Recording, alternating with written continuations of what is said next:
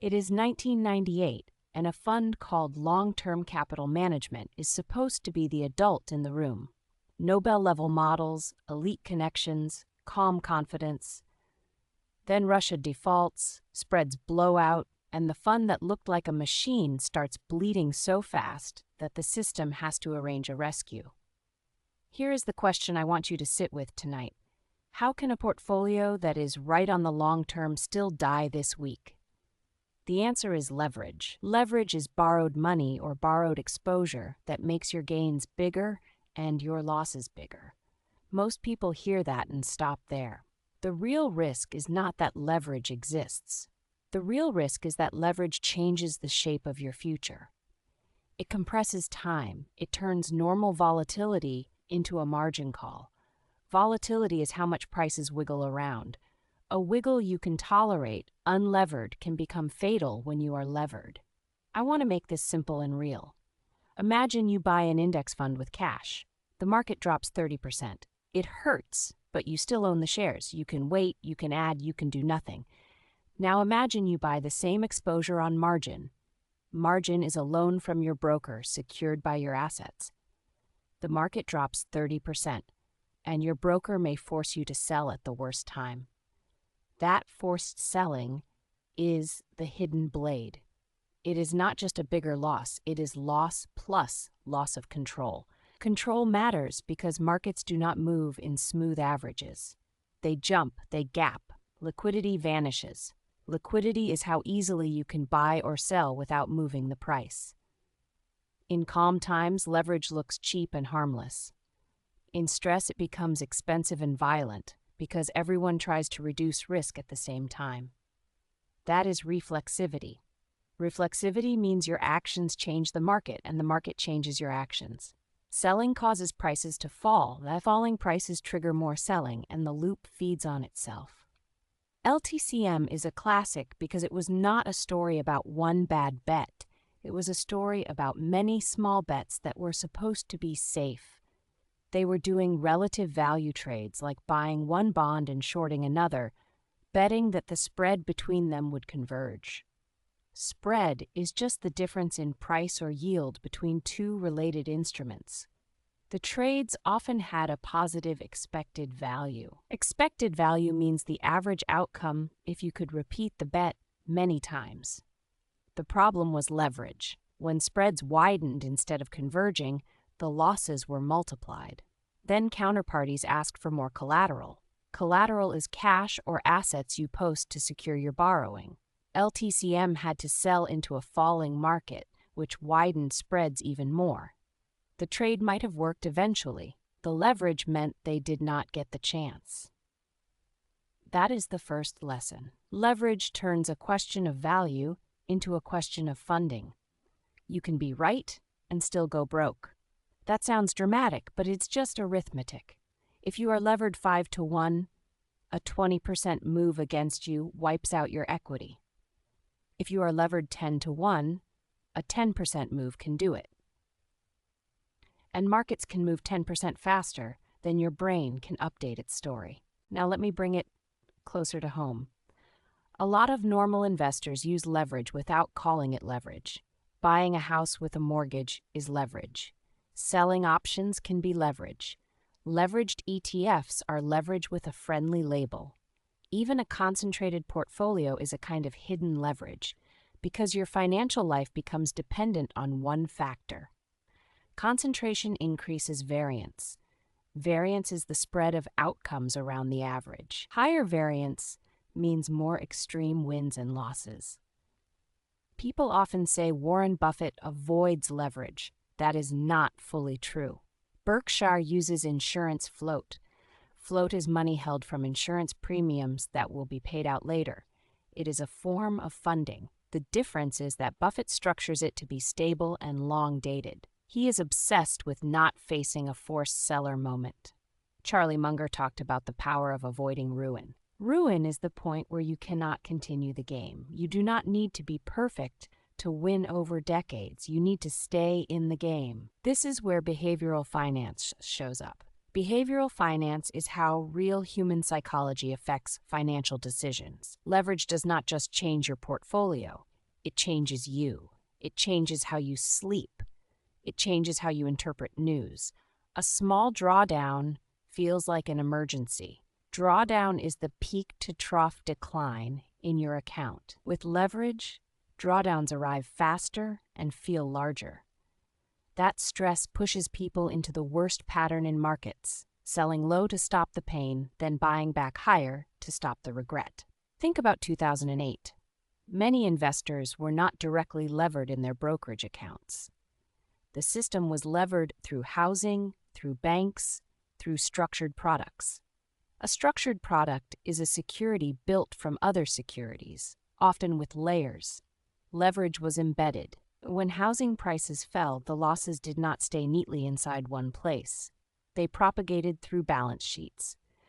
Balance sheet leverage is when an institution funds assets with a lot of debt. When asset values fall, equity gets crushed. Then lenders pull back. Then liquidity dries up. Then prices fall more. It is the same loop, just at the system scale. Leverage also hides in derivatives. A derivative is a contract whose value depends on something else, like a stock index or interest rate. Derivatives are not evil. They are tools. The danger is that they let you take a large position with a small amount of cash. That is leverage by design. Options are a great example. If you buy a call option, you are buying convexity. Convexity means your payoff can accelerate in your favor if the move is big. The risk is limited to the premium. If you sell that option, you are short convexity. Short convexity means small, steady gains with the possibility of a large, sudden loss. Many blowups are short convexity plus leverage plus a regime shift. A regime shift is when the market environment changes in a way your model did not price in. Low volatility becomes high volatility. Correlations change. Correlation is how assets move together. In calm times, you think you are diversified.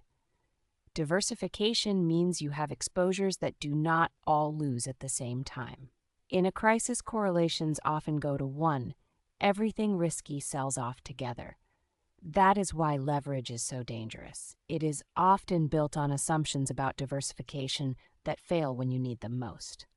Barings Bank and Nick Leeson is a different kind of leverage story. It was not a genius model. It was control failure, incentive failure, and hidden risk. Leeson built large positions in Nikkei futures and options. Futures are leverage contracts. A small move can create large gains or losses relative to the margin posted. The losses were hidden in an error account. Controls were weak and oversight was compromised. The bank did not understand its true exposure. That is a key failure mode. Leverage plus opacity. Opacity means you cannot see the risk clearly. When you cannot see it, you cannot manage it. When you cannot manage it, you're just hoping. I want you to notice something. In both LTCM and Barings, the story ends with forced actions. Forced liquidation, forced funding, forced recognition. Leverage makes your timeline shorter than the market's timeline. It also makes your decisions less rational. Under stress, you stop thinking in probabilities and start thinking in survival impulses. That is normal. It is also expensive. So how do I think about leverage risk in a way that is useful for a normal adult investor? I start with base rates. Base rates are the historical frequencies of events. Markets have regular drawdowns. A 10% drop is common.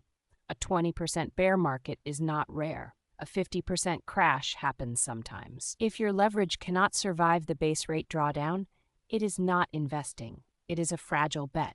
Fragile means it breaks under normal stress. Then I think about risk of ruin.